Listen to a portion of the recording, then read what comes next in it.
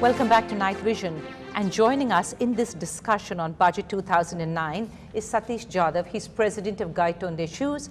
And of course, to lead us on into that discussion is Rajiv Lula, our CEO. Rajiv. Thank you, Jennifer. Mr. Jadhav, welcome to our channel. Welcome to the show. I know you had some problems coming in through the terrible traffic jams in Chennai. And a bad road. Yeah, exactly. So, looking at the 100,000 crores that the finance minister has set aside for infrastructure, we're all hoping that it'll help us personally, at least getting to work and back. As an employer, a large employer in Tamil Nadu, I know you have about 40,000 people employed in Tamil Nadu overall at the industry. About 2.5 million people work in the leather industry. What do you think will the better spending on infrastructure is going to do for your industry, for your employees overall? I think for a start, I'm happy that you've got a fund located for infrastructure development. Most factories in Chennai are starting around 9:30. Only reason being people are not able to get to work on time. When I look at China, who are competitors of Vietnam, factories start around 6:30, 7:30. They make the best use of daylight, and everybody can come home early, go back home. They all have families. People would like to enjoy their family. They're working for their families. So I think infrastructure is very critical. For me to reach here today, it's only about 25 kilometers. It took more than an hour and a half. It's not accepted normally. Right. Now, a whole lot of people are saying this is a populist budget. And I know that your industry is very labor intensive. There are lots of people that you employ. Do you think this budget will help the common people, especially people that work in your industry? I hope so, because I have not seen the finer print. It should help the common people. I think any budget which can help more employment, especially in the sewing industry, textiles and leather, will be a welcome sign. How about the top of the pyramid? We were just talking about it earlier. Tell us, how about, for example, the fringe benefits taxes? We've abolished that. Looks like the government just came out with that. How does that help your industry? Good news, we need more hands, we need more chief executives, we need more top-level managers. They have to make things happen. Right. But just one thing I'd like to point out, my office is on Harrington Road. It's a very posh road. There are plenty of schools. There are some schools where kids get dropped right to the doorstep of the school and get picked up. But there are also municipal schools on Harrington Road. And I always see most of the kids going to those schools go barefoot. And that really, breaks my heart. At such tender age, when you walk barefoot, you go to school, on our roads where everything happens, heels crack, and what bacteria gets into your system remains in your system for the rest of your life. Kids grow, they're anemic, and we have a young population. We have at least started with a midday meal scheme that is enticing a lot of kids to go to school. Going barefoot is not going to help. Kids, those families don't afford footwear. I would be very happy for the lower strata of footwear if all taxes and everything is waived and these kids could have access to footwear. Right. Talking about the export part of your business, the export guarantee scheme now, of course, has been extended to 2010, to March 2010.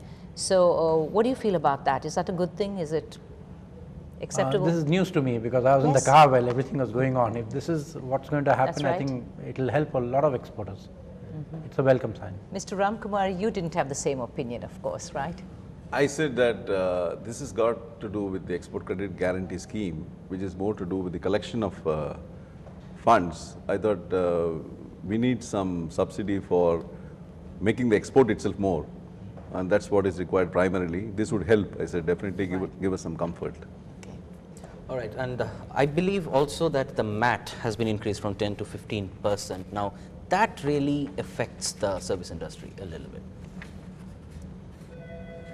Yeah, it does affect industries which otherwise don't have to pay tax, and you make money but you have a lot of investment, and so this would discourage investment or not encourage investment, and I do not know whether this is really required in the current situation when we are really looking for how to retain more funds in the business to reinvest.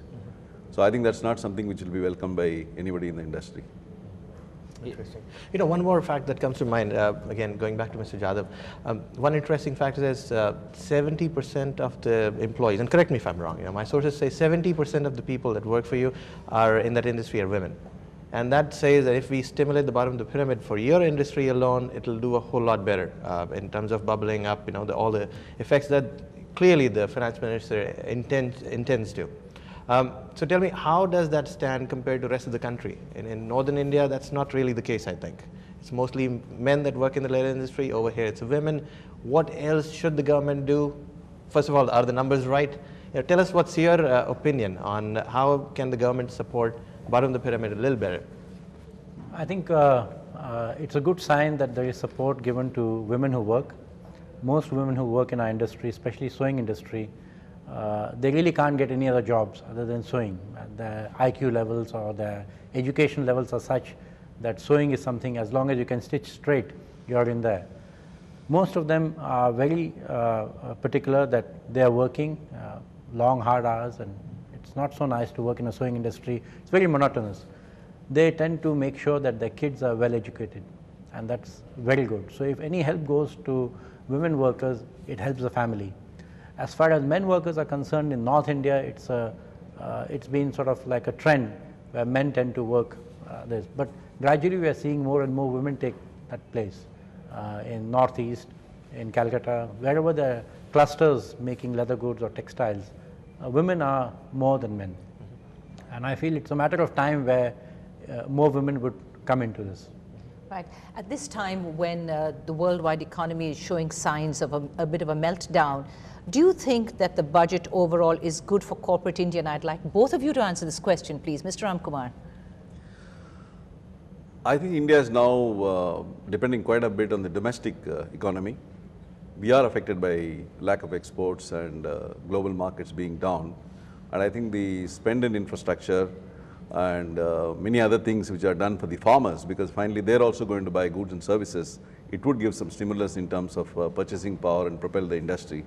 As far as the global industry is concerned, till it picks up, I think we will have to make up. And if there is growth in India, it can be compensated to some extent. Okay. To that extent, I think some of the objectives that needed to be addressed have been addressed. Right. Mr. Jadhav? I think I agree with Mr. Ramkumar, because looking at what's happening globally, we can't be isolated.